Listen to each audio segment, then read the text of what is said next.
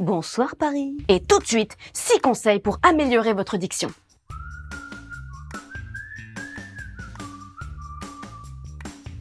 La première chose à faire, c'est de prendre conscience de ses faiblesses et de ses qualités d'élocution. Alors pour ça, je vous le donne en mille, il faut s'enregistrer. Vous prenez un texte au hasard, dans un de vos livres par exemple, et vous vous enregistrez en train de le lire. Jusqu'ici tout va bien, c'est pas très compliqué, mais c'est maintenant que ça se gâte, parce qu'il faut s'écouter. Et là, c'est un petit peu difficile quand on n'a pas l'habitude, parce qu'on entend une voix qui n'a pas l'air d'être la nôtre. Je parle pas comme ça, non, c'est pas du tout, c'est pas ma voix ça. Et là, il faut rester au maximum objectif, mais surtout constructif. Est-ce que j'ai un accent? Est-ce que j'articule bien? Est-ce que je parle trop vite? Qu'est-ce qui se passe? C'est comme ça que je me suis rendu compte que j'avais un mini accent de banlieue. Et je vous assure qu'à mes débuts dans le doublage, quand une grande directrice de plateau se met à rire pendant un de mes enregistrements, parce qu'elle me dit que je parle comme une racaille, j'étais pas super fière. Solitude. Mais bon, quelque part, c'était un électrochoc et ça m'a vraiment permis de travailler sur ça et maintenant, ça ne s'entend plus du tout. Frère, on peut vraiment gommer n'importe quel accent, mais si on le souhaite, c'est pas du tout une obligation. Parce qu'il y a quand même des accents qui ont du charme, je veux dire. Avant votre séance de travail, prenez l'habitude de toujours vous échauffer. Comment ça, vous n'avez pas le temps? Ça tombe bien, j'ai fait une vidéo sur le sujet. Allez tout de suite voir mon échauffement express quand on n'a pas le temps. Alors la troisième astuce que j'aime beaucoup, vous reprenez un livre au hasard, voilà, n'importe lequel, vous lisez 1 ou 2 pages à voix haute, mais comme si vous racontiez une histoire à un enfant. Votre rythme de parole va naturellement ralentir et vous allez mettre en valeur les mots. Si ça vous paraît un petit peu difficile et que vous vous sentez bête, vous pouvez commencer avec un bon vieux Choupi fait du vélo. Il se passe quoi déjà dans celui-là? Choupi est très fier. Il a eu un beau vélo pour son anniversaire. Tu vois maman, je suis debout sur mon vélo. Patatras! Ne pleure pas, mon Choupi, dit maman. Je vais soigner ton genou. Enfin bref. Du coup, si vous lisez Choupi, vous pouvez aussi vous entraîner à faire des voix d'enfant. Ça tombe bien, j'ai fait une vidéo sur le sujet. Parfois, ralentir son rythme de parole va suffire considérablement à améliorer votre diction. Vous allez naturellement faire moins d'élisions, par exemple. Vous pouvez aussi lire et réciter de la poésie.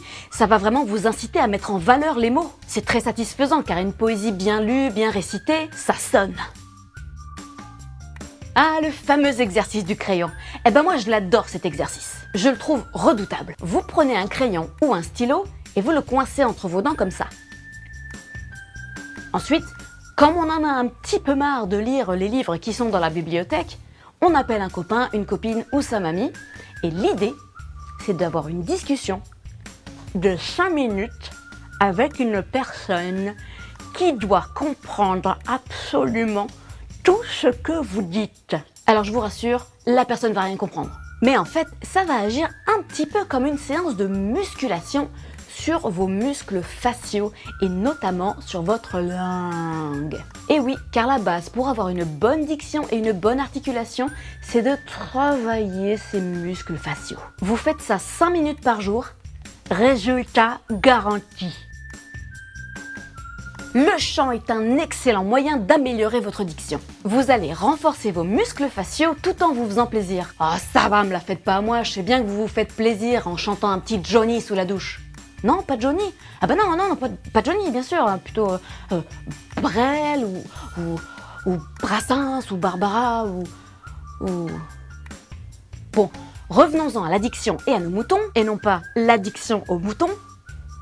Prenez une chanson à votre niveau, évidemment. Ça peut très bien être un Au clair de la lune ou Frère Jacques, que sais-je. Mais surtout, prenez une chanson dans votre langue maternelle, ou tout du moins dans la langue que vous voulez travailler. Il est extrêmement important d'avoir une très bonne diction quand on chante pour que l'on comprenne bien les paroles. N'hésitez pas à faire des grimaces pas possibles en exagérant l'articulation quand vous chantez « Frère Jacques, dormez-vous, dormez-vous ». Alors peut-être que c'est ridicule au visuel, mais en fait si on n'écoute que le son, l'articulation est à peine exagérée. Si vous arrivez à avoir une diction limpide en chantant, alors c'est tout gagné pour votre voix parlée. Et en plus le chant c'est bon pour le stress. Mais ça fera l'objet d'une prochaine vidéo. Et maintenant, c'est le moment de se récompenser un peu. Vous reprenez le même texte qu'au début quand vous vous êtes enregistré et après avoir fait tous ces exercices, vous vous enregistrez à nouveau. Par exemple, vous pouvez lire ce texte avec l'exercice du crayon ou alors le faire en chantant.